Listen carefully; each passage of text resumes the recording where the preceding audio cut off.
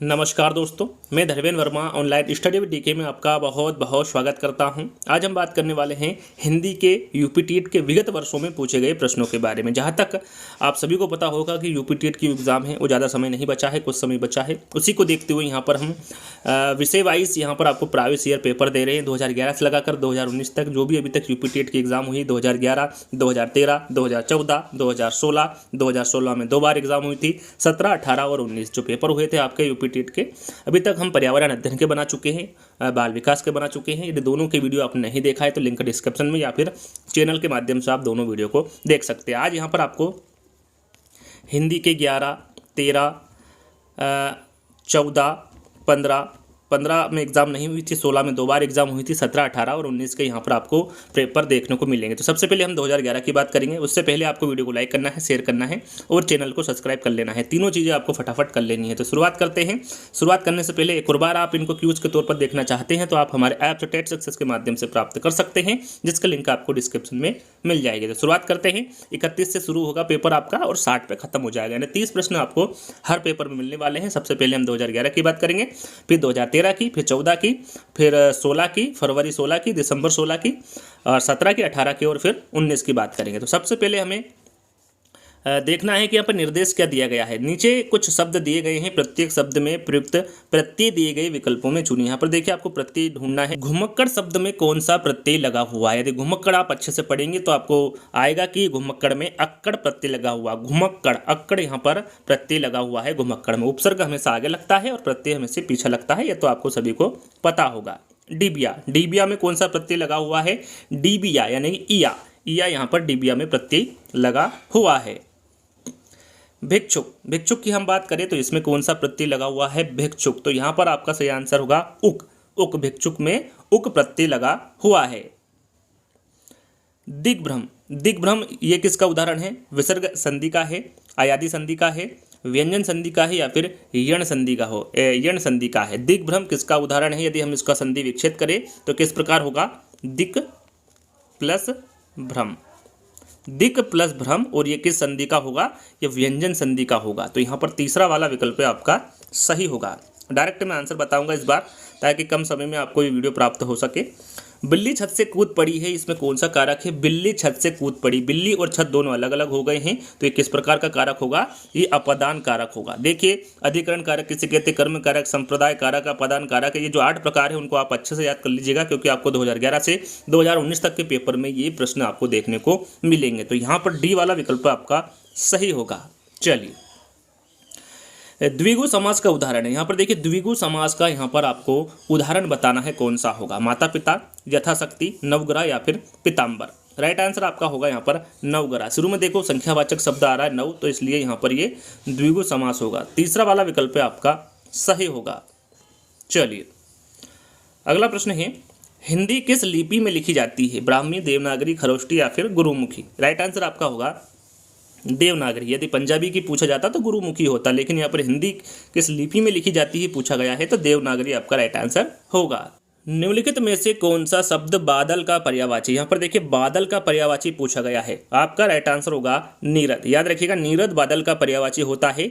नीरज और अंबुज ये कमल के पर्यायवाची है, और जो अंबु है ये पानी का पर्यायवाची है। नीरज जो है ये बादल का पर्यायवाची होगा। तो यहाँ पर पहला वाला विकल्प आपका सही होगा। इंद्रियों को जीतने वाले के लिए एक शब्द होता है। इंद्रियों को जीतने वाले के लिए एक शब्द पूछा गया है, आपका राइट आंसर होगा जितेंद्रिय। यहाँ पर डी वाला विकल्प आपका सही होगा। नीचे लिखे वाक्य के लिए एक शब्द बताइए जो युद्ध में स्थिर रहता है। यहाँ पर युद्ध में स्थिर रहता है के लिए आपको एक शब्द बताना है, क्या होगा। यहाँ पर आपका राइट आंसर होगा युधिष्ठिर। तीसरा वाला विकल्प आपका सही होगा। युद्ध में स्थिर रहने वाले को युधिष्ठिर कहते हैं। तीसरा वाला विकल्प आपका सही होगा। शिव कहते हैं, शिव किसे कहते हैं, तो यहाँ पर आपका राइट आंसर होगा जो शिव की उपासना करता है उसे शिव कहते हैं। बी वाला विकल्प आपका सही होगा। सर्वनाम के कितने भेद होते हैं। यहाँ पर देखिए सर्वनाम के कितने भेद होते हैं। 6 होते हैं, 5, 7 या फिर 4। सभी को पता है कि जो सर्वनाम होता है उसके 6 भेद होते हैं। कौन कौन से। पुरुषवाचक, निश्चयवाचक, अनिश्चयवाचक, संबंधवाचक, प्रश्नवाचक और निजवाचक। कितने भेद होते हैं सर्वनाम के 6, और कौन कौन से होते हैं उसके बारे में मैं आपको बता चुका हूँ। चलिए, आकाश पाताल के बीच लगने वाला चिन्ह कौन सा है? यहाँ पर देखिए आकाश पाताल के बीच में जो चिन्ह लगा हुआ है इसे क्या कहते हैं? तो याद रखिएगा इस चिन्ह को क्या कहते हैं? योजक चिन्ह कहते हैं। कौन सा चिन्ह कहेंगे? योजक चिन्ह कहेंगे। आह आप आ गए वाक्य में आह शब्द है। यहाँ पर ये आह शब्द क्या है? याद रखिएगा जो आह शब्द है ये एक अवयव है। तीसरा वाला विकल्प आपका सही होगा। निम्नलिखित में से पुल्लिंग शब्द कौन सा है? यहाँ पर देखिए पुल्लिंग शब्द आपको पहचानना कौन सा है। यहाँ पर यदि आप इनको नदी, पानी, इलायची, प्यास इसको इस तरह रखेंगे जैसे कि पानी बहता है, नदी बहती है, प्यास लगती है, इलायची छोटी है, इस प्रकार आप देखेंगे तो ये जो नदी बहती है, प्यास लगती है, इलायची छोटी, ये आपको स्त्रीवाचक लगेगा। लेकिन जो पानी बहता है, पानी शब्द आपको यहाँ पर पुल्लिंग लगेगा, पुल्लिंग शब्द लगेगा। इस प्रकार से आप इसको देख सकते हैं। तो आपका बी वाला विकल्प यहाँ पर सही होगा। चलिए, पवन का संधि विच्छेद है। पवन शब्द का संधि विच्छेद काफी इंपॉर्टेंट है। आप देखेंगे कि आगे भी ये प्रश्न पूछा गया है, तो याद रखिएगा पवन का जो संधि विच्छेद होता है वो पो धन अन होता है। यहाँ पर देखिए दोनों जो विकल्प आप देखेंगे तो काफी कंफ्यूजन वाले विकल्प है, आपको ध्यान देना है। एक ही मात्रा चढ़ती है, पवन की संधि में पो धन अन होता है। और इसमें कौन सी संधि होती है? तो इसमें अयादी संधि होती है। याद रखिएगा पवन में कौन सी संधि होगी? अयादी संधि होगी। चलिए, वाचाल कहते हैं। वाचाल किसे कहते हैं? जो बहुत ज़्यादा बोलता है या फिर जो बहुत बोलता है उसे वाचाल कहते हैं। श्याम धीरे धीरे चलता है, जिसमें धीरे धीरे शब्द है, क्रिया है, क्रिया विशेषण है या फिर इनमें से कोई नहीं। तो यहाँ पर देखिए जो धीरे धीरे शब्द हैं ये क्रिया है और चलना एक विशेषण बता रहा है। तो इसमें कौन सा होगा? क्रिया विशेषण होगा। श्याम धीरे धीरे चलता है, इसमें क्रिया विशेषण होगा। यहाँ नई साड़ी है वाक्य में नई शब्द क्या है? यहाँ पर बताना है कि यहाँ नई साड़ी है जिसमें जो नई शब्द है ये वाक्य क्या है? सर्वनाम, क्रिया, क्रिया विशेषण या फिर विशेषण? राइट आंसर आपका यहाँ पर होगा जो नई शब्द है ये विशेषण है, क्योंकि यहाँ साड़ी की विशेषता बतला रहा है। तो राइट आंसर आपका क्या होगा? यहाँ पर विशेषण होगा। चलिए, नीचे दिए गए विकल्पों में से तत्सम शब्द का चयन कीजिए। यहाँ पर देखिए तत्सम शब्द आपको देखना है कौन सा है। तो आप देखेंगे तो जो आम्र शब्द है ये तत्सम शब्द होगा। इसका तद्भव हम देखेंगे तो तद्भव आपका क्या होगा? आम। आम तद्भव शब्द है और आम्र एक तत्सम शब्द है। बाकी हम बात करें जो शहीद है ये विदेशी शब्द हैं। दूध की बात करें तो दूध एक तद्भव शब्द है और खिचड़ी की हम बात करें तो ये देशज शब्द है। इनके बारे में भी आपको पता होना चाहिए। मनोरथ का संधि विच्छेद, यहाँ पर देखिए मनोरथ का संधि विच्छेद पूछा गया है। आपका सही आंसर क्या होगा? आपका सही आंसर होगा पहला वाला, मनहा प्लस रथ बनकर बनता है मनोरथ। ये संधि विच्छेद होता है और इसमें संधि कौन सी होगी? यहाँ पर देखिए आप समझ ही गए होंगे कौन सी संधि होगी। तो इसमें विसर्ग संधि होगी। याद रखिएगा मना धन रथ में कौन सी संधि होगी? विसर्ग संधि होगी। विद्यार्थी उदाहरण है। जो विद्यार्थी है ये किसका उदाहरण है? वृद्धि स्वर संधि, गुण स्वर संधि, व्यंजन संधि या फिर दीर्घ स्वर संधि? सबसे पहले हम इसका विग्रह कर लेते हैं। तो इसका विग्रह होगा विद्या प्लस अर्थी। विद्या प्लस अर्थी से बनता है हमारा विद्यार्थी। अब आप समझ ही गए होंगे कि इसमें कौन सी संधि होगी। तो इसमें दीर्घ स्वर संधि होगी। विद्यार्थी में दीर्घ स्वर संधि होगी। तो यहाँ पर फोर्थ वाला विकल्प आपका सही होगा। फिर से आपको निर्देश दिए गए हैं, आपको पढ़ना है निर्देश को क्या कह रहा है 53 से 55 तक। निम्नलिखित शब्दों में वर्तनी के अनुसार शुद्ध शब्द का चयन कीजिए। यहाँ पर देखिए 2013 से लगाकर लगभग 16-17 तक जो शुद्ध वर्तनी है काफ़ी पूछी गई, लेकिन 18-19 में थोड़ा कम कर दिया गया, लेकिन पूछी जरूर गई है। तो आपको ये सभी अच्छे से याद कर लेना है। शुद्ध वर्तनी आपको ध्यान में देना है कौन सा शुद्ध है। 4 विकल्प दिए जाएंगे और उसमें से आपको शुद्ध वर्तनी पूछा जाएगा और कौन सा शुद्ध है ये आपको वहाँ पर पहचानना है। किसी किसी में अशुद्ध शब्द भी पहचानना होता है, लेकिन आपको ध्यान देना है कि प्रश्न में पूछा क्या गया है। इसमें शुद्ध शब्द पूछा गया है। तो पहला वाला आपका सही होगा अनुसंगिक, ये सही आपका शुद्ध शब्द होगा। अंताक्षरी, यहाँ पर देखिए अंताक्षरी में कौन सा सही है या फिर कह सकते हैं सही शुद्ध रूप कौन सा है? तो आपका सही होगा अंत्याक्षरी। आप इस तरह लिखेंगे अंत्याक्षरी। बी वाला विकल्प आपका सही रहेगा। ये शुद्ध रूप होगा अंत्याक्षरी का। आधा ना और आधा ता आएगा, ये आपको ध्यान में देना है। सुषमा, सुषमा शब्द यहाँ पर आपको कौन सा सही लग रहा है 55 का? आपका राइट आंसर होगा पहला वाला सुषमा। आप इस तरीके से लिखेंगे, ये शुद्ध रूप होता है। अब यहाँ पर दिए गए विकल्पों में से तद्भव शब्द का चयन करना। तद्भव शब्द कौन सा है ये आपको बताना है। बैंक, अमीर, अग्नि या फिर मुंह? राइट आंसर आपका होगा यहाँ पर मुंह। मुंह एक तद्भव शब्द होता है और मुख एक तत्सम शब्द होता है। बाकी की बात करें बैंक और अमीर जो शब्द हैं ये विदेशी शब्द हैं, और जो अग्नि है ये एक तत्सम शब्द है। याद रखिएगा, अग्नि तत्सम शब्द होता है और आग तद्भव शब्द होता है। मुंह यहाँ पर तद्भव है और मुख यहाँ पर तत्सम शब्द है। तो डी वाला विकल्प आपका सही होगा। निम्नलिखित में से कौन सा शब्द सूर्य का पर्यायवाची नहीं? यहाँ पर देखिए, सूर्य का पर्यायवाची कौन सा नहीं है ये आपको बताना है। दिनकर, रवि, अंशुमाली या फिर यामिनी। राइट आंसर आपका होगा यहाँ पर यामिनी। यामिनी सूर्य का पर्यायवाची नहीं होता है, ये रात का पर्यायवाची होता है। तो डी वाला विकल्प आपका सही होगा। रात या फिर रात्रि कह लीजिए, यामिनी रात्रि का रात्रि का पर्यायवाची होता है यामिनी शब्द। चलिए अगला प्रश्न है 58 से 60 तक आपको जो कुछ शब्द दिए हुए हैं उनमें प्रयुक्त उपसर्ग का चुनाव करना है। सबसे पहले हमने प्रत्यय का चुनाव किया था शुरू में, अब यहाँ पर आपको उपसर्ग का चयन करना है। यहाँ पर अपमान शब्द में क्या उपसर्ग आएगा ये आपको बताना है। तो अपमान शब्द में अप उपसर्ग आता है। उपसर्ग हमेशा आगे लगता है और प्रत्यय हमेशा पीछे लगता है। दूरवस्था, दूरवस्था में कौन सा उपसर्ग होगा? तो यहाँ पर आपका राइट आंसर होगा दूर। दूरवस्था में दूर उपसर्ग होगा। पराजय, पराजय शब्द में कौन सा उपसर्ग होगा? तो यहाँ पर आपका राइट आंसर होगा परा। पराजय में परा उपसर्ग होगा। कार्य के आरंभ में ही विघ्न पड़ना किस मुहावरे का अर्थ है? यहाँ पर जो मुहावरा दिया हुआ है इसका अर्थ आपको बताना है। राइट आंसर आपका होगा सिर मुड़ाते ही ओले पड़ना। ये यहाँ पर इस मुहावरे का अर्थ होगा। किस कवि को कवियों का कवि कहा जाता है? कौन सा कवि है जिसको कवियों का कवि कहा जाता है? इंपोर्टेंट है, एग्जाम में हर बार पूछा जाता है। आपका राइट आंसर होगा शमशेर बहादुर सिंह। शमशेर बहादुर सिंह को कवियों का कवि कहा जाता है। दशरथ सुत तिहु लोक बखाना, राम नाम का मरण है आना। किस रचनाकार की पंक्ति, जो पंक्ति है ये किसकी पंक्ति है इसके बारे में आपको बताना है। राइट आंसर आपका होगा कबीरदास की। जो दी हुई पंक्ति है ये कबीरदास की पंक्ति है। चलिए आगे बढ़े। हिंदी का पहला पत्र कौन सा है? इंपोर्टेंट है, हर बार एग्जाम में पूछा जाता है। हिंदी का पहला पत्र पूछा गया है तो वो है उद्दंत मार्तंड। यहाँ पर उद्दंत मार्तंड हिंदी का पहला पत्र है। किसके द्वारा लिखा गया है इसके बारे में भी आपको पता होना चाहिए। तो ये पंडित जुगल किशोर के द्वारा लिखा गया है उद्दंत मार्तंड, जो कि हिंदी का पहला पत्र है। तो यहाँ पर पहला वाला विकल्प आपका सही होगा। अति सुदो सने का मार्ग है, यहाँ पंक्ति किसकी है? आलम की है, बोधा की है, ठाकुर की या फिर गहनानंद की है? अति सुदो सने को मार्ग है, यहाँ पंक्ति किसके द्वारा लिखी गई है? आपका राइट आंसर होगा यहाँ पंक्ति गहनानंद के द्वारा लिखी गई है। कालिंदी का पर्यायवाची क्या है? यहाँ पर देखिए कालिंदी का पर्यायवाची पूछा गया है। आपका राइट आंसर होगा यमुना। कालिंदी का जो पर्यायवाची शब्द होता है वो यमुना होता है। अगला प्रश्न, प्रेम सागर किसकी रचना है? प्रेम सागर किसकी रचना है? आपका राइट आंसर होगा लल्लू लाल जी की। याद रखिएगा जो प्रेम सागर है ये लल्लू लाल जी की रचना है। व्युत्पत्ति के आधार पर संज्ञा के कितने भेद है? देखिए उत्पत्ति के आधार पर पूछा गया, यहाँ पर अर्थ के आधार पर नहीं पूछा गया है। उत्पत्ति के आधार पर पूछे कि संज्ञा के कितने भेद होते हैं, तो 3 भेद होते हैं। कितने होते हैं? 3 भेद होते हैं। रूढ़, योग रूढ़ और यौगिक, ये 3 भेद होते हैं उत्पत्ति के आधार पर।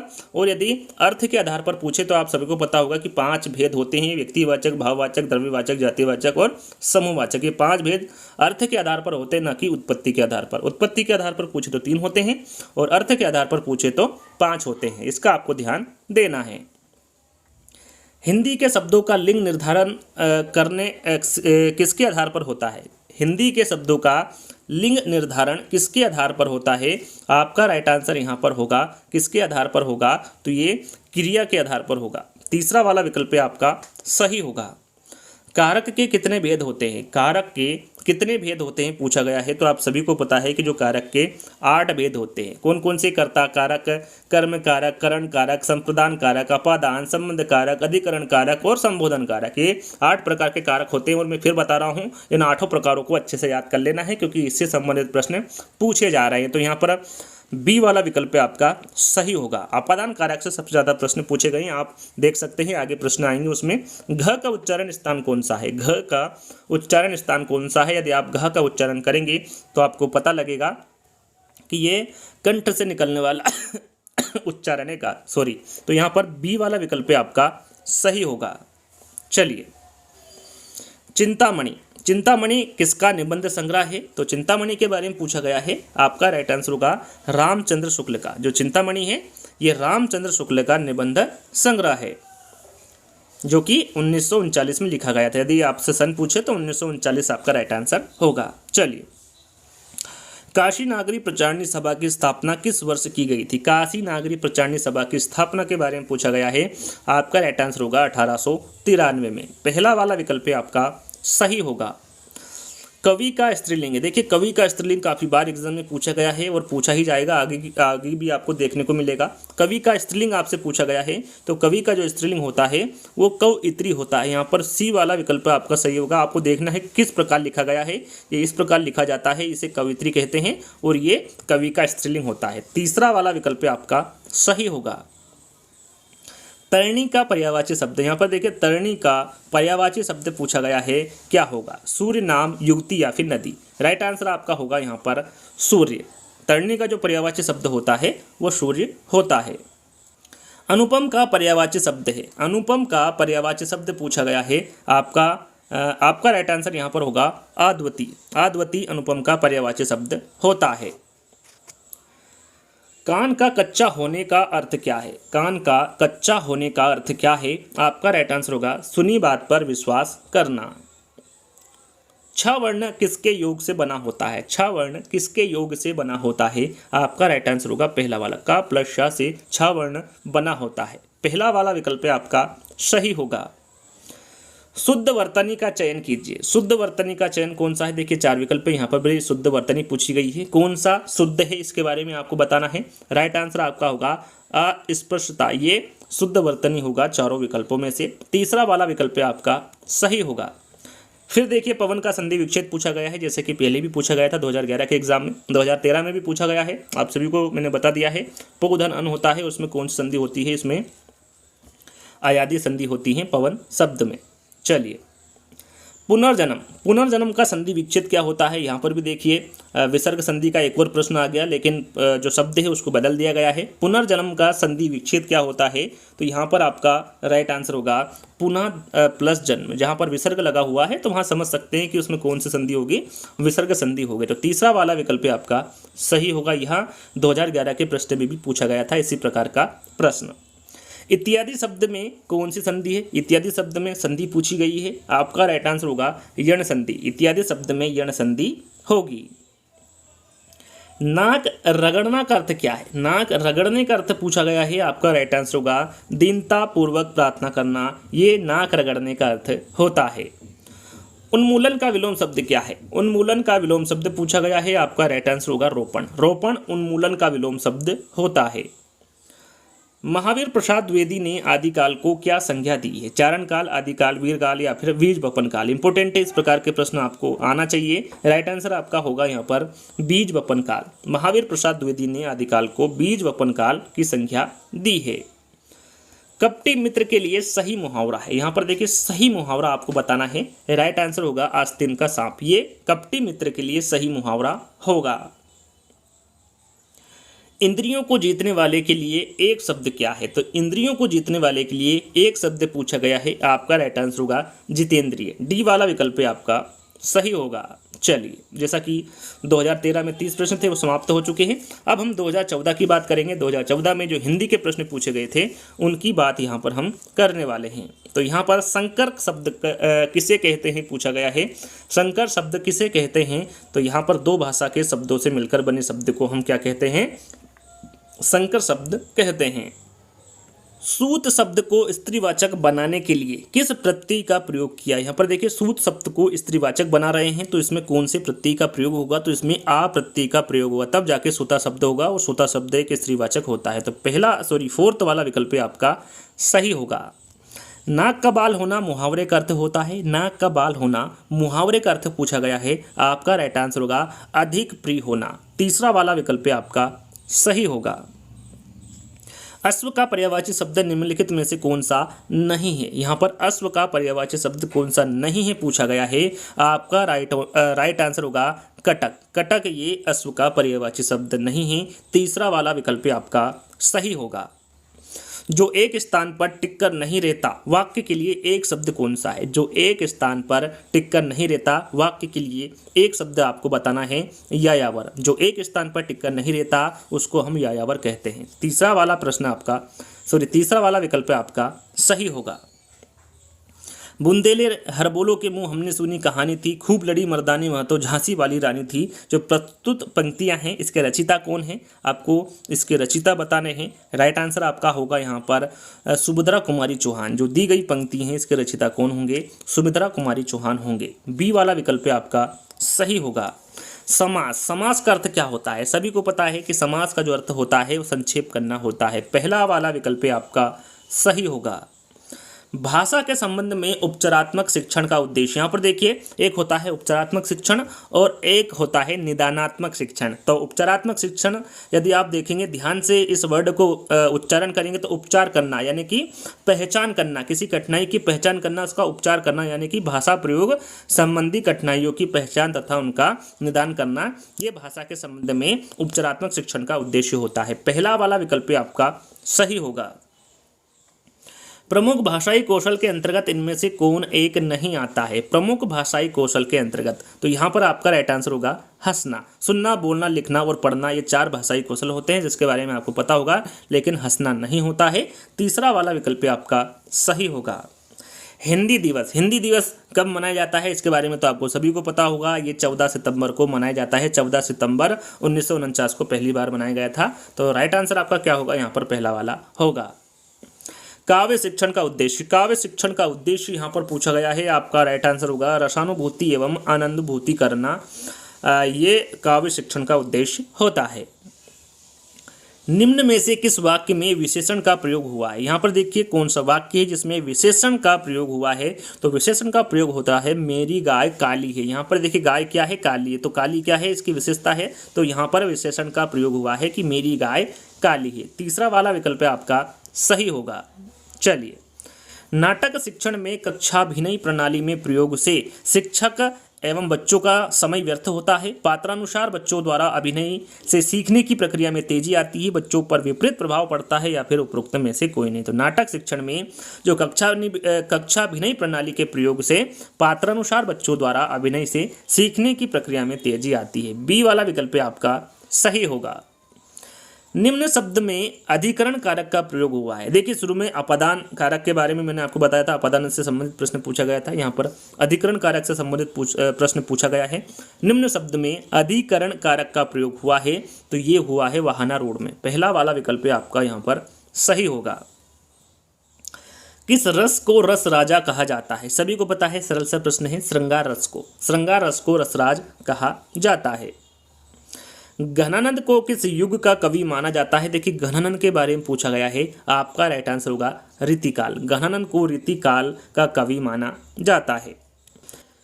निम्नलिखित में से शुद्ध वर्तनी वाला शब्द, यहाँ पर देखिए शुद्ध वर्तनी वाला शब्द आपको देखना है कि आशीर्वाद कौन सा सही लिखा हुआ है, तो आप देखेंगे तो बी वाला विकल्प जो होगा ये शुद्ध वर्तनी वाला शब्द होगा। ए, बी, सी और डी इस प्रकार से ये लिखे हुए हैं, तो जो बी वाला विकल्प है आशीर्वाद, ये शुद्ध वर्तनी वाला शब्द होगा। को से किस कारक चिन्ह का बोध होता है, को से किस कारक चिन्ह का बोध होता है, यहाँ पर आपका राइट आंसर होगा कर्म कारक। कर्म कारक का जो बोध होता है वो को से होता है, यहाँ पर ए वाला विकल्प आपका सही होगा। सच्चिदानंद हीरानंद वात्स्ययन का उपनाम है, यहाँ पर देखिए सच्चिदानंद हीरानंद वात्स्ययन का उपनाम आपको बताना है, राइट आंसर होगा अज्ञेय। सच्चिदानंद हीरानंद वात्स्ययन अज्ञेय इनका उपनाम है। यदि हरिओद निराला गुलेरी की हम बात करें तो जो हरिओद हैं ये अयोध्या सिंह उपाध्याय हरिओद इनका उपनाम है। सूर्यकांत निराला, यदि आपने देखा होगा सूर्यकांत के पीछे निराला लगा हुआ है, तो निराला ये सूर्यकांत का उपनाम है। और गुलेरी की बात करें तो चंद्रधर शर्मा गुलेरी, ये गुलेरी जो है ये चंद्रधर शर्मा का उपनाम है, तो इनके बारे में भी आपको पता होना चाहिए। चलिए, अगला प्रश्न है बिहारी के प्रसिद्ध है। बिहारी के प्रसिद्ध क्या है, सभी को पता है दोहा। बिहारी के प्रसिद्ध क्या होंगे, दोहा होंगे। पुनर्जन्म शब्द का सही संधि विच्छेद क्या है, फिर ये प्रश्न पूछा गया है। पुनर्जन्म का सही संधि विच्छेद पूछा गया है और मैं इसका आंसर आपको बता चुका हूँ, पुनः प्लस जन्म। और इसमें कौन सी संधि लगी हुई है, विसर्ग संधि लगी हुई है। पुनः के पीछे विसर्ग लगा हुआ है, इससे आप पता कर सकते हैं कि इसमें विसर्ग संधि है। पुनर्जन्म शब्द में विसर्ग संधि है और इसका संधि विच्छेद होता है पुनः प्लस जन्म। शोक किस रस का स्थायी भाव है, जो शोक है ये किस रस का स्थायी भाव है, जितने भी स्थायी भाव है उसको आपको याद कर लेना है। राइट आंसर यहाँ पर होगा आपका करुण। शोक करुण रस का स्थायी भाव है। सूरदास ने किस भाषा में सूरसागर की रचना की? सूरदास ने किस भाषा में सूरसागर की रचना की है? तो आपका राइट आंसर होगा ब्रज भाषा में। सूरदास ने ब्रज भाषा में सूरसागर की रचना की है। दोहा में कितनी मात्राएं होती हैं? तो दोहा शब्द में याद रखिएगा, दोहा में पूछा गया है कि दोहा में कितनी मात्राएं होती हैं? आपका राइट आंसर होगा 24। याद रखिएगा, आगे भी इस प्रकार के प्रश्न पूछे जाएंगे। तो दोहा में कितनी मात्राएं होती हैं? 24 मात्राएं होती हैं। जो अच्छे कुल में उत्पन्न हुआ हो, इस शब्द समूह के लिए एक शब्द क्या है? यहाँ पर देखिए, जो अच्छे कुल में उत्पन्न हुआ हो, इसके लिए एक शब्द आपको बताना है। राइट आंसर यहाँ पर आपका होगा कुलीन। जो अच्छे कुल में उत्पन्न हुआ हो उसे कुलीन कहते हैं।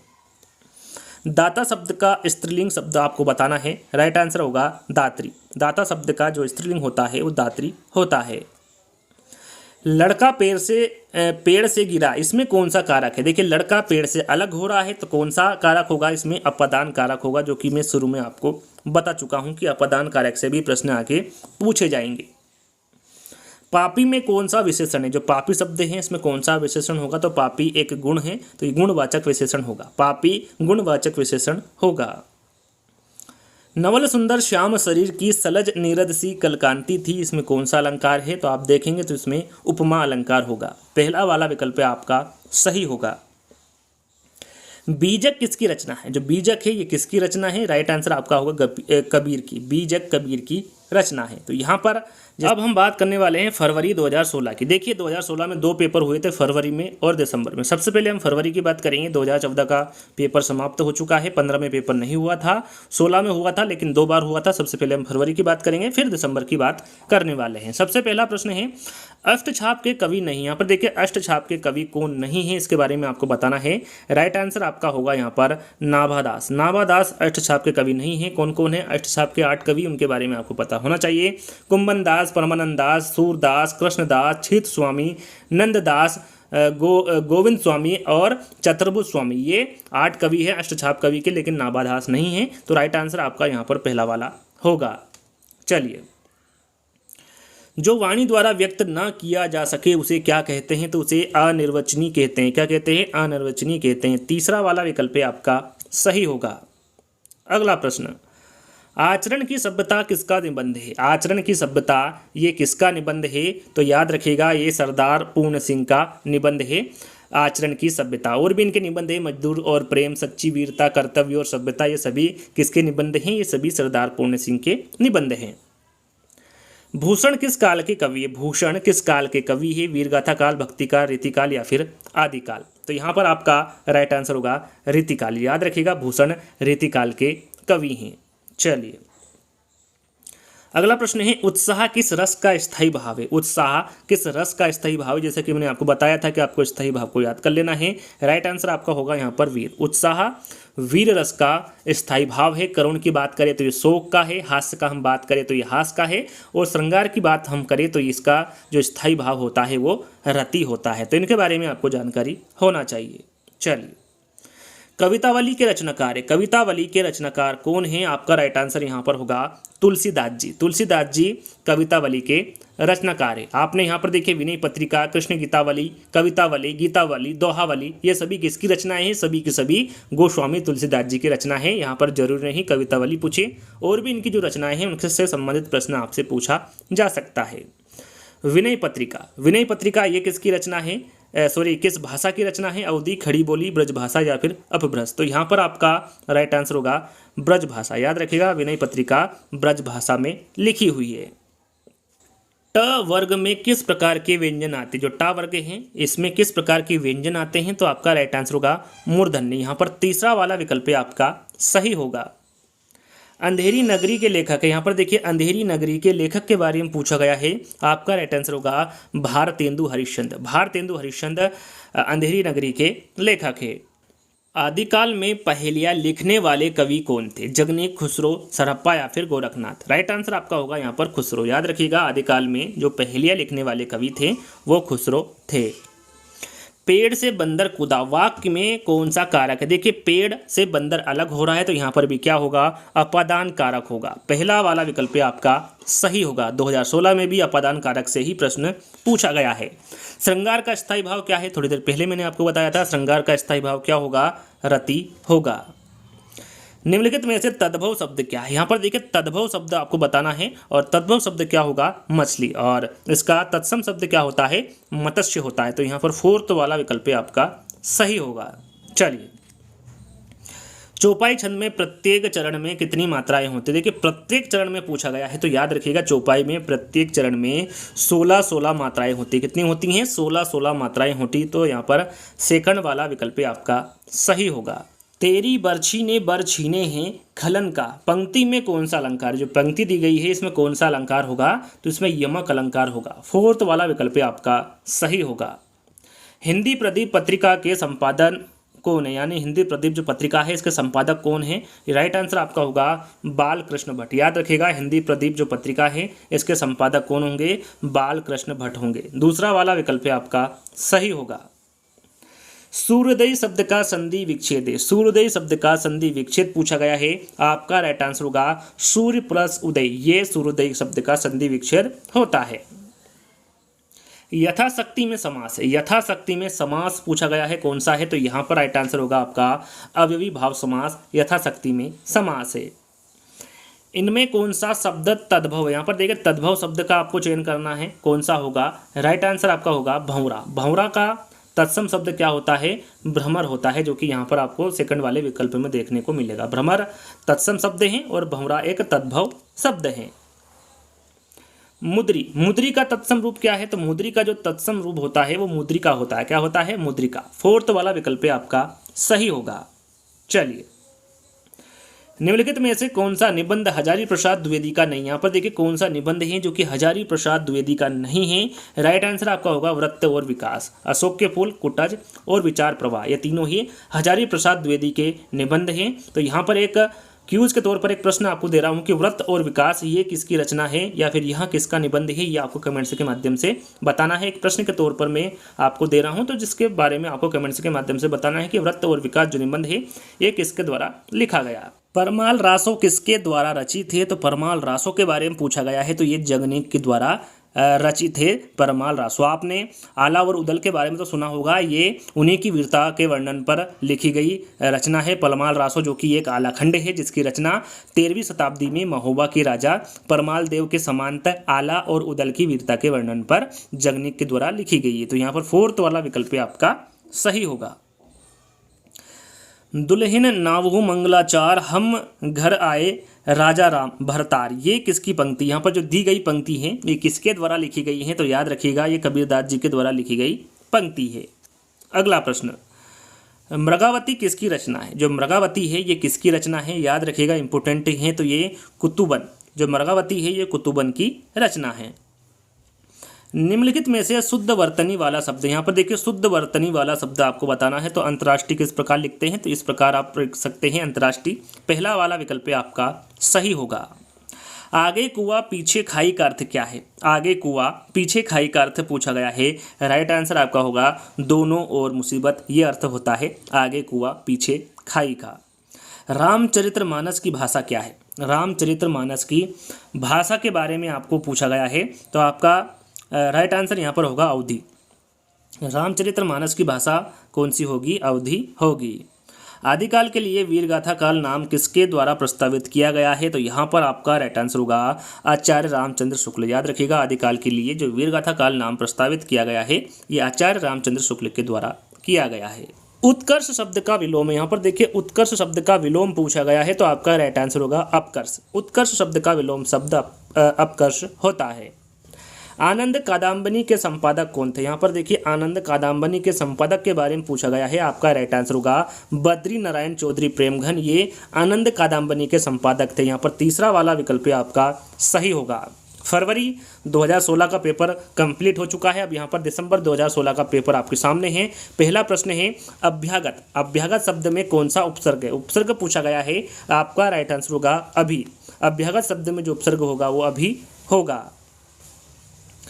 रमणी में कौन सा प्रत्यय? रमणीय शब्द में कौन सा प्रत्यय है पूछा गया है, आपका राइट आंसर होगा अनि। रमणीय अनि यहाँ पर प्रत्यय होगा रमणी में, तो याद रखिएगा पहला वाला विकल्प आपका सही होगा। बोरो सबे रघुवंश कुठार की धार में 12 बजे सरतही बाण की वायु उड़ान के लक्षण लक्ष्य करो अरिहा समरथी, इस काव्य पंक्ति में कौन सा रस है? यहाँ पर जो पंक्ति दी गई है इसमें कौन सा रस होगा, इसके बारे में आपको बताना है। राइट आंसर आपका होगा रौद्र रस। और रौद्र रस का स्थायी भाव क्या होता है? रौद्र रस का स्थायी भाव होता है क्रोध। तो यहाँ पर पहला वाला विकल्प आपका सही होगा।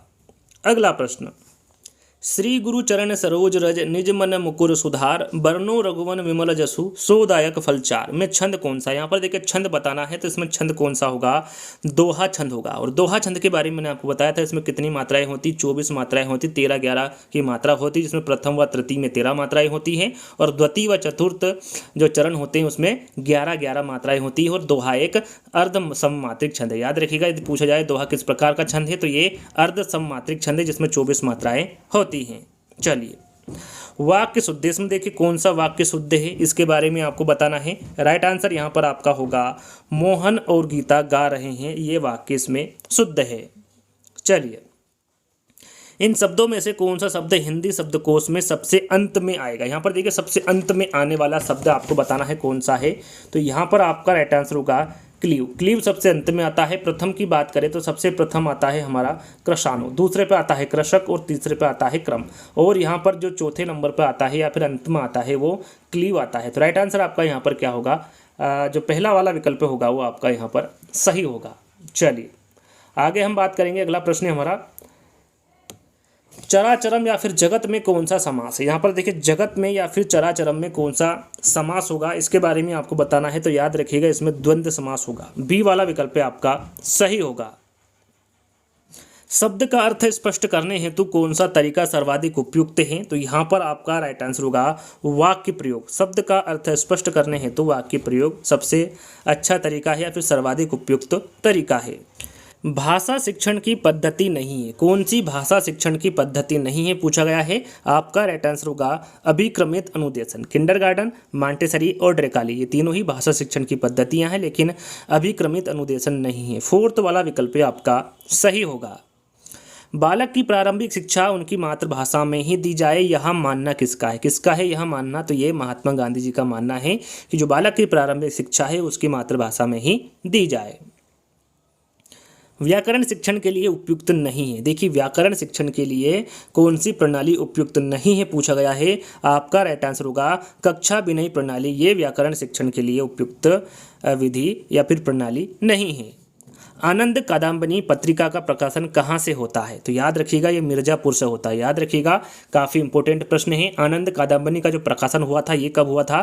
तो ये 1881 में हुआ था। किसके द्वारा किया गया था? तो बद्री नारायण चौधरी प्रेमघन के द्वारा किया गया था मिर्जापुर से। तो याद रखिएगा बी वाला विकल्प आपका सही होगा। आदिकाल की रचना है, आदिकाल की जो रचना है वो कौन सी है, इसके बारे में आपको बताना है। राइट आंसर आपका होगा खुमान रासो। देखिए यहाँ पर जो मलिक मोहम्मद जायसी की रचना है अखरावट, यदि पूछे कि अखरावट किसकी रचना है तो ये मलिक मोहम्मद जायसी की रचना है, जो कि भक्ति काल की रचना है। यहाँ पर छत्रसाल दशक की बात करें तो ये भूषण द्वारा रचित छत्रसाल दशक रीतिकाल की रचना है। उसके बाद दीपशिखा की बात करें तो ये महादेवी वर्मा द्वारा रचित दीपशिखा आधुनिक काल की रचना है। लेकिन यहाँ पर आदिकाल की रचना के बारे में पूछा गया है तो वो होगा हमारा खुमान रासो। डी वाला विकल्प आपका सही होगा। चलिए, और खुमान रासो किसके द्वारा लिखी गई है ये आपको पता होना चाहिए। तो दलपति विजय के द्वारा लिखी गई है खुमान रासो। चलिए आगे बढ़ते हैं। हिंदी गद्य शिक्षण की पाठ्य योजना में उद्देश्य कथन आता है। तो यहाँ पर आपका राइट आंसर होगा प्रस्तावना प्रश्न के पश्चात। हिंदी गद्य शिक्षण की पाठ्य योजना में जो उद्देश्य कथन आता है ये प्रस्तावना प्रश्न के पश्चात आता है। बी वाला विकल्प आपका सही होगा। आचार्य रामचंद्र शुक्ल का निबंध संग्रह कौन सा है? आपका राइट आंसर होगा चिंतामणि। जैसे कि ये पहले भी पूछा जा चुका है कि चिंतामणि के लेखक कौन है, तो वहाँ पर मैंने आपको बताया था आचार्य रामचंद्र शुक्ल। तो यह भी प्रश्न को रिपीट किया गया है, लेकिन थोड़ा सा प्रश्न को चेंज कर दिया गया। प्रश्न में आंसर, आंसर में प्रश्न दे दिया गया है। तो इस प्रकार से भी प्रश्न पूछे जा सकते हैं, तो आपको सभी को याद कर लेना है। राष्ट्रवादी कवि रामधारी सिंह दिनकर को उर्वशी के लिए ज्ञानपीठ पुरस्कार किस वर्ष प्रदान किया गया था? यहाँ पर देखिए 2 से 3 प्रश्न बन रहे हैं। उर्वशी किसकी रचना है? तो ये रामधारी सिंह दिनकर की है। इनको कौन सा पुरस्कार मिला था उर्वशी में? तो इनको ज्ञानपीठ पुरस्कार मिला था। कब मिला था? तो ये 1972 को मिला था। कब मिला था? 1972 को। तो याद रखिएगा बी वाला विकल्प सही होगा। यहाँ पर 3 से 4 प्रश्न बन रहे हैं जिनके बारे में आपको पता होना चाहिए। निरामिष किसे कहते हैं? निरामिष किसे कहते हैं? तो मांस रहित भोजन को हम निरामिष कहते हैं। सहद शब्द है, जो सहद शब्द है ये क्या है? तत्सम, तद्भव, देशज या फिर आगत। याद रखिएगा, राइट आंसर आपका होगा आगत। जो सहद शब्द हैं ये आगत शब्द हैं। वनिता का प्रयोग किस अर्थ में होता है? वनिता का प्रयोग किस अर्थ में होता है? तो जो वनिता है ये स्त्री, जो वनिता है इसका प्रयोग स्त्री का अर्थ में होता है। मुकंद, मुकंद किसका पर्याय है? ये जो मुकंद है ये किसका पर्याय है, इसके बारे में आपको बताना है। तो राइट आंसर आपका होगा यहाँ पर विष्णु। विष्णु के और भी पर्यायवाची शब्द होते हैं विष्णु जी की, जैसे केशव, गोविंद, उपेंद्र, दामोदर, पीताम्बर, नारायण आदि, ये सभी किसी के पर्यायवाची शब्द हैं। किसके पर्यायवाची शब्द हैं? तो ये विष्णु के पर्यायवाची शब्द हैं। चलिए, काहेरी नलिनी तू कुम्हानी, तेरे ही नाली सरोवर पानी। पंक्ति में कौन से, जो पंक्ति लिखी गई है किसके द्वारा लिखी गई है, इसके रचनाकार कौन है पूछा गया है। काहेरी नलिनी तू कुम्हलानी, तेरे ही नाली सरोवर पानी। इस पंक्ति के रचनाकार कौन है पूछा गया है। आपका राइट आंसर यहाँ पर होगा कबीरदास जी। यहाँ पर जो दी गई पंक्ति है इसके रचनाकार कबीरदास जी होंगे। करपट, करपट का तद्भव रूप क्या है? यहाँ पर देखिए करबट एक तत्सम रूप है, लेकिन तद्भव रूप पूछा गया है। आपका राइट आंसर होगा कपड़ा। करपट का जो तद्भव रूप होता है वो कपड़ा होता है। निम्नलिखित में से कौन सा शुद्ध रूप है? यहाँ पर देखिए शुद्ध रूप आपको बताना है, कौन सा शब्द युग्म शुद्ध है। राइट आंसर आपका होगा बारात और बसंत। बारात इस प्रकार लिखा जाता है शुद्ध, और बसंत इस प्रकार शुद्ध लिखा जाता है। तो तीसरा वाला विकल्प आपका सही होगा। अर्धस्वर, यहाँ पर देखिए अर्धस्वर पूछा गया है कि अर्धस्वर कौन सा है। ये राइट आंसर आपका होगा पहला वाला, या और वाह, ये दोनों ही अर्धस्वर के अंतर्गत आते हैं। चोर की डाडी में तिनका मुहावरे का सही अर्थ क्या है? देखिए यहाँ पर सही अर्थ आपको बताना है, क्या होगा। राइट आंसर आपका होगा अपराधी का शंकाग्रस्त रहना। ये चोर की डाडी में तिनका मुहावरे का अर्थ होता है। अगला प्रश्न, एक बार कही बात को दोहराते समय दोहराते रहना वाक्यांश के लिए एक शब्द कौन सा होगा? यहाँ पर देखिए एक शब्द पूछा गया है, कौन सा होगा? आपका राइट आंसर होगा पृष्ठपेषण। ये एक बार कही बात को दोहराते रहना का जो एक शब्द होगा वो पृष्ठपेषण होगा। यहाँ पर सी वाला विकल्प आपका सही होगा। अगला प्रश्न, बुद्धिहीन शब्द व्याकरण की दृष्टि से किस संवर्ग में होता है? बुद्धिहीन शब्द व्याकरण की दृष्टि से किस संवर्ग में होता है? यहाँ पर आपका राइट आंसर होगा विशेषण में। यहाँ पर तीसरा वाला विकल्प आपका सही होगा। छत से ईंट गिरी वाक्य में कौन सा कारक है? देखिए छत से ईंट गिरी, यहाँ पर भी दोनों चीज़ें अलग अलग हो रही है, तो यहाँ पर भी कौन सा कारक होगा? अपादान कारक होगा। 11, 13, 14, 2 बार 16 जो एग्जाम हुई है 17 में इस प्रकार के प्रश्न पूछे गए हैं अपादान से संबंधित, तो आपको याद कर लेना है। महोर्मी का संधि विच्छेद क्या है? यहाँ पर देखिए महोर्मी का संधि विच्छेद पूछा गया है। आपका राइट आंसर होगा महा प्लस उर्मी से बनता है महोर्मी। तो यहाँ पर तीसरा वाला विकल्प आपका सही होगा। समष्टि का विपरीतार्थी शब्द है। समष्टि का विपरीतार्थी शब्द आपको बताना है। राइट आंसर आपका होगा व्यष्टि। समष्टि का जो विपरीतार्थी शब्द होता है वो व्यष्टि होता है। चलिए, देखिए यहाँ पर 2016 का दिसंबर का पेपर समाप्त हो चुका है। यहाँ पर अब आपको 2017 का पेपर मिलेगा। कौन सा? 2017 का यहाँ पर आपको हिंदी का पेपर मिलने वाला है, जिसमें 30 प्रश्न मिलेंगे। तो शुरुआत करते हैं। हमारा पहला प्रश्न है निमिष शब्द का पर्याय। यहाँ पर देखिए निमिष शब्द का पर्याय पूछा गया है, तो आपका राइट आंसर क्या होगा? क्षण। निमिष शब्द का पर्यायवाची शब्द क्षण होता है। मुझसे उठा नहीं गया वाक्य में वाच्य। यहाँ पर देखिए मुझसे उठा नहीं गया वाक्य में वाच्य आपको बताना है।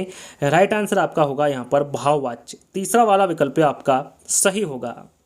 जिसकी पूर्व से कोई आशा ना हो के लिए एक शब्द क्या है? जिसकी पूर्व से कोई आशा ना हो, इसके लिए एक शब्द आपको बताना है। राइट आंसर आपका होगा यहाँ पर अप्रत्याशित। अगला प्रश्न, निमिष शब्द का पर्यायवाची शब्द, जैसा कि देखो यहाँ पर शायद फिर से रिपीट हो चुके हैं, तो 2 से 3 प्रश्न मैं आपको बता चुका हूं। तो जहां तक मुझे लगता है 33 तक मैं बता चुका हूं। हम 34 पे चलेंगे, ठीक है। 2 से 3 प्रश्न शायद रिपीट हो चुके हैं, उनको छोड़ दीजिए। 34 से हम शुरुआत करते हैं गोधुल शब्द का। गोधुल शब्द का तद्भव क्या होगा? गेहूं, गाय, गोबर या फिर गोधुन। तो गोधुल शब्द का तद्भव पूछा गया है, तो गेहूं आपका राइट आंसर होगा। चलिए, निष्कपट शब्द का संधि विच्छेद है। निष्कपट शब्द का संधि विच्छेद पूछा गया है, तो आपका राइट आंसर होगा निहि प्लस कपट। निहि प्लस कपट संधि विच्छेद होता है निष्कपट का, और इसमें कौन सी संधि है बताने की आवश्यकता नहीं है, आप सभी को पता है कि इसमें विसर्ग संधि है। अगला प्रश्न, निम्न में से किस शब्द की वर्तनी सही? यहाँ पर देखिए वर्तनी सही कौन से शब्द की है, यह आपको बताना है। राइट आंसर आपका होगा अनुग्रहित। अनुग्रहित शब्द सही लिखा हुआ बाकी तीनों शब्दों से। चलिए, अपेक्षा का विशेषण रूप क्या है? अपेक्षा का विशेषण रूप पूछा गया है, आपका राइट आंसर होगा अपेक्षित। अपेक्षा का विश्लेषण सब रूप अपेक्षित होता है।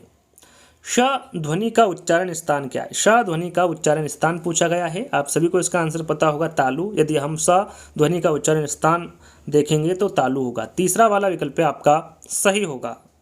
अत्यंत शब्द का प्रयुक्त उपसर्ग, यहाँ पर देखिए अत्यंत शब्द में उपसर्ग पूछा गया है, आपका राइट आंसर होगा अत्यंत में अति उपसर्ग लगा हुआ है। फोर्थ वाला विकल्प आपका सही होगा। उपत्यका का अर्थ है, यहाँ पर देखिए उपत्यका का अर्थ पूछा गया है, क्या है? राइट आंसर आपका यहाँ पर होगा पर्वत के पास की भूमि। उपत्यका का जो अर्थ होता है वो पर्वत के पास की भूमि होता है। का उच्चारण स्थान होता है, तो इसका जो उच्चारण स्थान होता है वो नासिक होता है। यहाँ पर पहला वाला विकल्प आपका सही होगा। अगला प्रश्न, 4 गज मलमल में कौन सा विशेषण है? 4 गज मलमल में कौन सा विशेषण है पूछा गया है, आपका राइट आंसर होगा परिणाम बोधक। 4 गज मलमल में परिणाम बोधक विशेषण है। शीश का तत्सम रूप क्या है? यहाँ पर देखिए शीश का तत्सम रूप पूछा गया है, आपका राइट आंसर होगा शीर्ष। शीर्ष का तत्सम रूप शीर्ष होता है। चौराहा, चौराहा शब्द में कौन सा समास है? सरल सा है, आप सभी को पता है कि जो चौराहा शब्द है इसमें द्विगु समास है।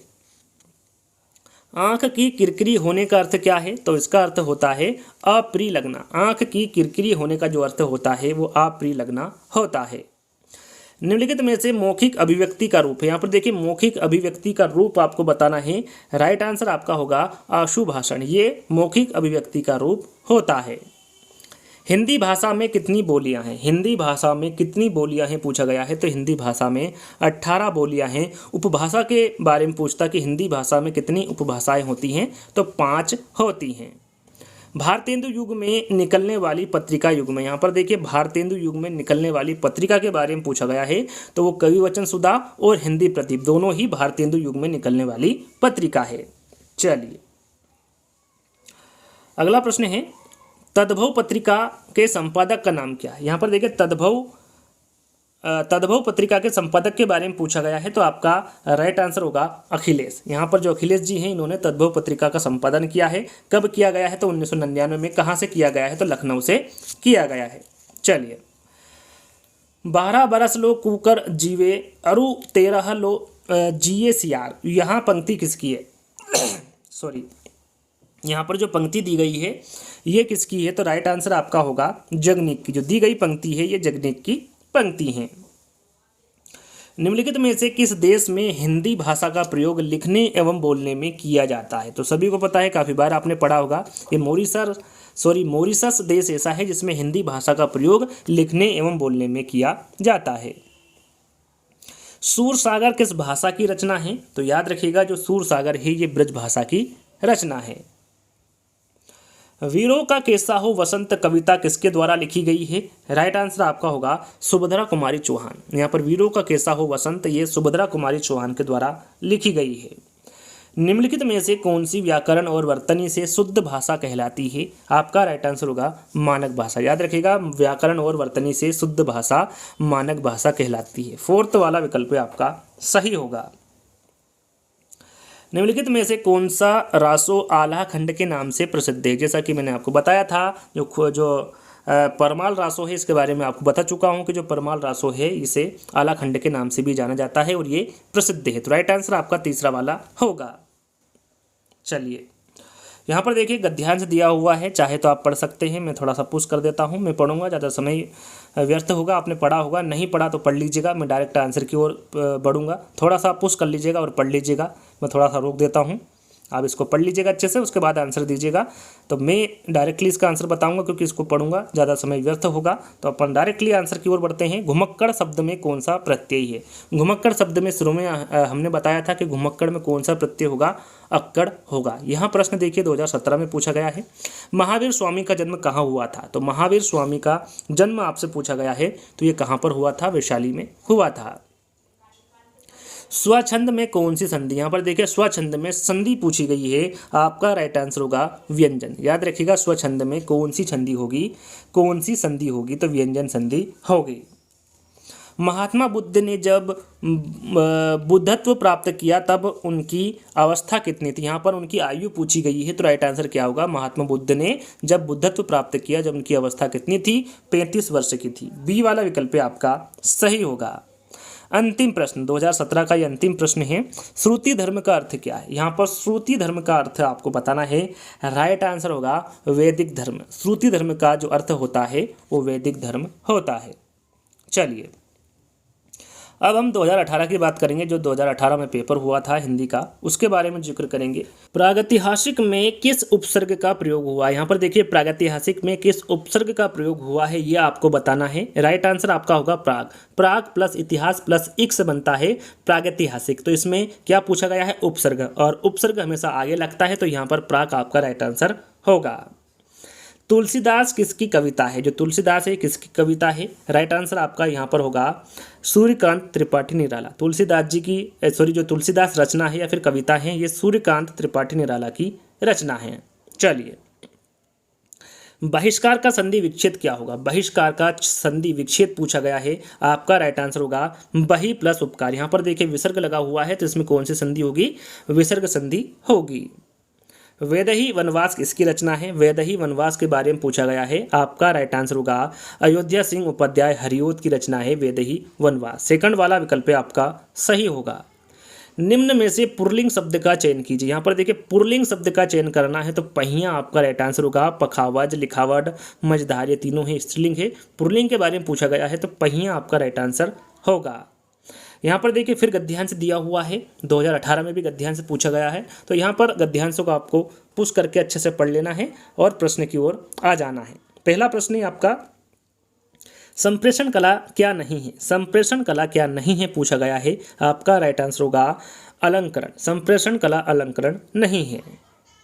संप्रेषण कला का विकास किससे होता है। संप्रेषण कला का विकास किससे होता है पूछा गया है, तो ये हमेशा अभ्यास से होता है। निम्न में से संयुक्त व्यंजन कौन सा नहीं है। यहाँ पर देखिए संयुक्त व्यंजन कौन सा नहीं है आपको बताना है। सभी को पता है कि जो या है ये संयुक्त व्यंजन के अंतर्गत नहीं आता है।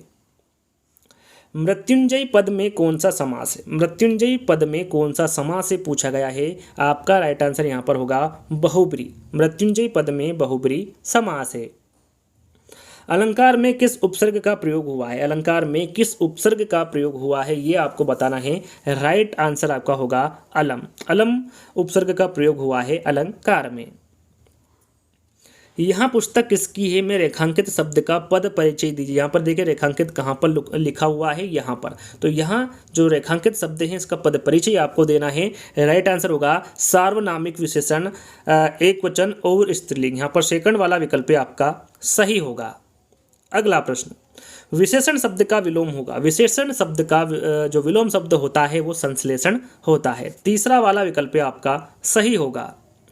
जिनका उच्चारण ऊपर के दांतों पर जीभ लगाने से होता है उसे क्या कहते हैं। क्या कहते हैं, जिनका उच्चारण ऊपर के दांतों पर जीभ लगाने से होता है उसे क्या कहते हैं। राइट आंसर आपका होगा उन्हें दंते कहते हैं। तीसरा वाला विकल्प आपका सही होगा।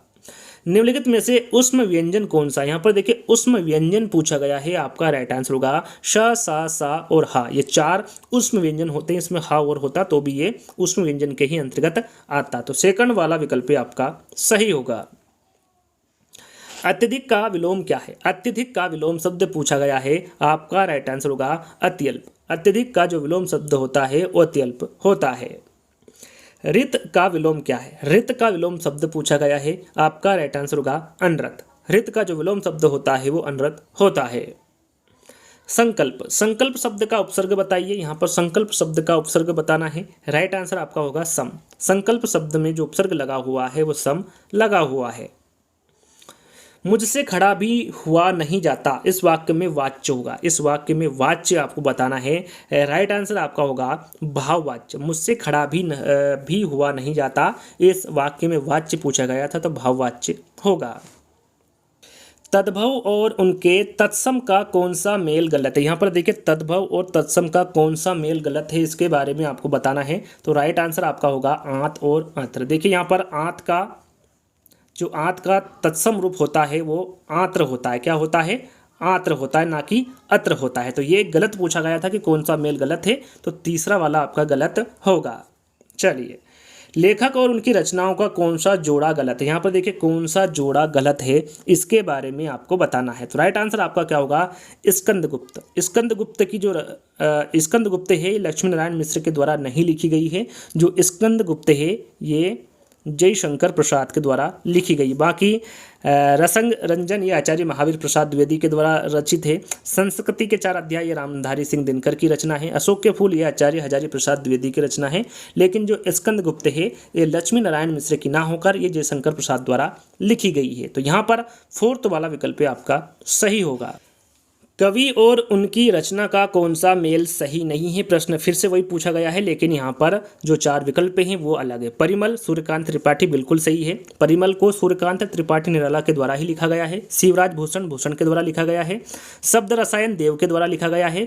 उद्धव शतक, जो उद्धव शतक है ये भारतेंदु हरिश्चंद्र के द्वारा नहीं लिखा गया है। जो उद्धव शतक है ये एक पद्य है जो कि जगन्नाथ दास रत्नाकर के द्वारा लिखा गया है। किसके द्वारा, जगन्नाथ दास रत्नाकर के द्वारा लिखा गया है, ना कि भारतेंदु हरिश्चंद्र के। तो मेल कौन सा सही नहीं है, तो फोर्थ वाला आपका राइट आंसर होगा। लेखक और उनकी कृति के युग्म में कौन सा युग्म गलत है, फिर से वहीं दे दिया गया है। देखिए इस प्रकार के प्रश्न आजकल एग्जाम में पूछे जाते हैं, तो इसी प्रकार के आपको प्रश्नों को याद कर लेना है। आर्यों का आदिदेश डॉक्टर संपूर्णानंद बिल्कुल सही है। बोलगा से गंगा राहुल साकृत्यायन ये भी बिल्कुल सही है। सूरज का 7वां घोड़ा धर्मवीर भारती ये भी बिल्कुल सही है। दर्शन दिग्दर्शन ये रामचंद्र शुक्ल के द्वारा नहीं लिखा गया है, ये किसके द्वारा लिखा गया है, तो ये राहुल साकृत्यायन के द्वारा लिखा गया है। याद रखिएगा, पूछा जाए कि दर्शन दिग्दर्शन के रचयिता कौन है, तो वो राहुल साकृत्यायन है, ना कि रामचंद्र शुक्ल। तो याद रखिएगा कौन सा युग्म गलत है पूछा गया था, तो फोर्थ वाला विकल्प आपका सही होगा। विराम चिन्ह की दृष्टि से कौन सा वाक्य अशुद्ध है। यहाँ पर देखिए कौन सा वाक्य अशुद्ध है पूछा गया है, तो हाँ मेरा यही विचार है। यहाँ जो वाक्य हैं ये अशुद्ध है क्योंकि इसमें विचार की पुष्टि नहीं की गई है, इसलिए यह वाक्य आपका अशुद्ध होगा। यहाँ पर पहला वाला विकल्प आपका सही होगा। कौन सा शब्द भिन्न अर्थ और प्रकृति का है। यहाँ पर देखिए कौन सा शब्द है जो भिन्न अर्थ और प्रकृति का है, तो आपका राइट आंसर होगा अधुनातन। यहाँ पर फोर्थ वाला विकल्प आपका सही होगा। अर्वाचीन शब्द का विलोम होगा। यहाँ पर देखिए अर्वाचीन शब्द का विलोम शब्द पूछा गया है, तो आपका राइट आंसर होगा प्राचीन। अर्वाचीन शब्द का विलोम शब्द प्राचीन होता है।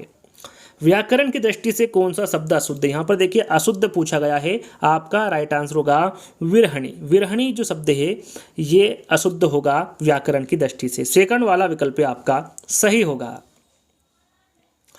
निम्न में से कौन सा युग्म गलत है। यहाँ पर देखिए कौन सा युग्म गलत है ये पूछा गया है। मुट्ठी गर्म करना, लुटिया डुबाना, सब्ज बाग दिखलाना या फिर माई का लाल। तो राइट आंसर आपका यहाँ पर क्या होगा, सब्ज बाग दिखाना, हरा भरा करना। यहाँ पर जो ये युग्म है या फिर कह सकते हैं सब्ज बाग दिखलाना, इसका अर्थ हरा भरा करना नहीं होता है, इसका अर्थ होता है लालच देकर बहकाना। ये सब्ज बाग दिखलाने का अर्थ होता है, हरा भरा नहीं होता है। तो यह पूछा गया था कि कौन सा युग्म गलत है, तो तीसरा वाला विकल्प आपका सही होगा।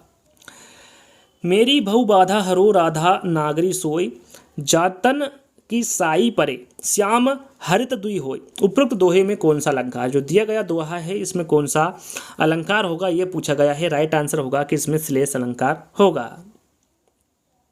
गौशाला में कौन सा समास है। यहाँ पर गौशाला शब्द में समास पूछा गया है, तो यहाँ पर राइट आंसर होगा आपका तत्पुरुष। गौशाला में तत्पुरुष समास है। देशभक्ति के बारे में पूछा जाए कि देशभक्ति में कौन सा समास है, तो इसमें भी तत्पुरुष समास है। गौशाला और देशभक्ति दोनों में ही तत्पुरुष समास है।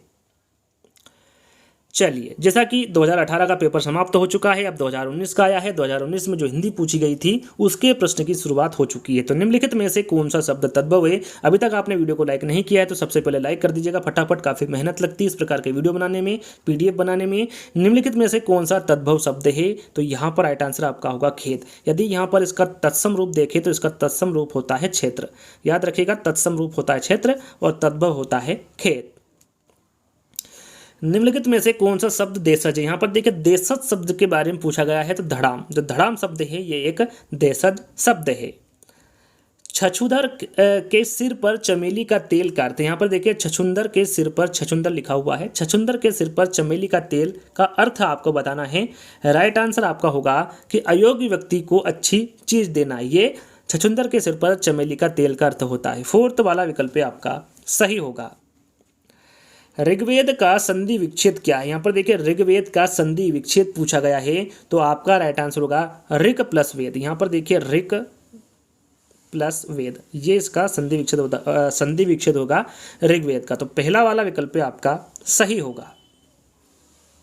आप बीती शब्द में समास है, आप बीती में समास पूछा गया है, क्या है? राइट आंसर आपका होगा तत्पुरुष समास। देखिए तत्पुरुष समास से काफ़ी प्रश्न पूछे जा रहे हैं 2019 में, तो आपको समास से संबंधित सारे प्रश्न याद कर लेना है। घोंसले में चिड़िया हैं में कौन सा कारक है? घोंसले में चिड़िया हैं, इसमें कौन सा कारक है? तो यहाँ पर आपका क्या राइट आंसर होगा? अधिकरण कारक। देखिए कारक से संबंधित पूछे जा रहे हैं, आपने देखा होगा 2011 से लगाकर 2019 आ गया, 2019 का पेपर आ गया, आपके कारक के प्रश्न आते ही रहे हैं। तो आपको जो 8 कारक है उनके बारे में अच्छे से जानकारी होना चाहिए, उनको अच्छे से पढ़ लेना है। अधिकरण कारक आपका यहाँ पर राइट आंसर होगा। देखिए यहाँ पर एक गद्यांश दिया हुआ है जिसमें 2 प्रश्न 37 और 38 का आंसर आपको इसी में से देना है, तो थोड़ा सा पुश कर लीजिएगा, उसको पढ़ लीजिएगा, उसके बाद आपको प्रश्न की ओर बढ़ना है। तो उपरोक्त गद्यांश के आधार पर बताइए कि संसार के सारे वाद सीमित है, तो किस तक सीमित है? राइट आंसर आपका होगा राजनीतिक क्षेत्र तक। यहाँ पर गद्यांश के आधार पर बताना था, तो राइट आंसर आपका राजनीतिक क्षेत्र होगा। उपरोक्त गद्यांश में गांधीवाद का आधार किसे बताया गया है? उपरोक्त गद्यांश में गांधीवाद का आधार किसे बताया गया है? आपका राइट आंसर होगा राजनीतिक और आध्यात्मिक तत्व को उपरोक्त गद्यांश में गांधीवाद का आधार बताया गया है। अगला प्रश्न, कनुप्रिया के रचनाकार कौन है? यहाँ पर देखिए कनुप्रिया के रचनाकार के बारे में पूछा गया है, आपका राइट आंसर होगा धर्मवीर भारती। कनुप्रिया के रचनाकार धर्मवीर भारती हैं। प्लूत स्वर कौन सा है? यहाँ पर देखिए प्लूत स्वर के बारे में पूछा गया है, कौन सा है? तो ओम, जो पहला वाला विकल्प होगा ये प्लूत स्वर के अंतर्गत आएगा। प्रकाश वर्ष की दृष्टि से डॉक्टर हरिवंश राय बच्चन की रचनाओं का सही अनुक्रम क्या है? यहाँ पर देखिए प्रकाशन वर्ष की दृष्टि से आपको बताना है कि जो हरिवंश राय बच्चन की रचनाएं हैं उनका सही क्रम क्या है। आपका राइट आंसर यहाँ पर पहला वाला होगा। जो मधुशाला है ये 1935 में लिखी गई थी। मधुबाला की बात करें तो ये 36 में लिखी गई थी। मधु कलश की बात करें तो ये 37 में लिखी गई थी। निशा निमंत्रण की बात करें तो ये 38 में लिखी गई थी। तो ये देखिए प्रकाशन वर्ष की दृष्टि से हमारा पहला वाला विकल्प सही रहेगा।